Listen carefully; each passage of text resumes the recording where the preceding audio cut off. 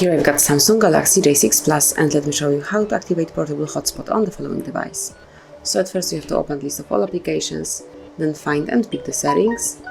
Now go to the connections and pick mobile hotspot and tethering. And here, in order to activate Wi-Fi hotspot, just click on mobile hotspot right here. And now confirm that you would like to activate it. Wait a couple of seconds. And that's it. As you can see here, you can notice the sign, so from now on you are able to share network with other devices. And if you would like to change the network name, just enter the mobile hotspot, click on network name, delete the current one and enter a new one. Tap on save to apply the changes, and then if you click on password, you can change it the same way smoothly by deleting the current one and then enter a new one. You just have to remember that the password must have at least 8 characters. Then click on save, wait a couple of seconds, and that's it.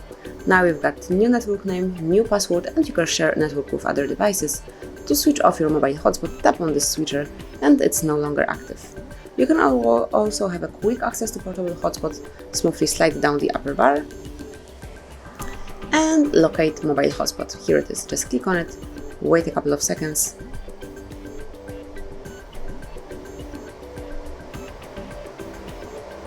Hello?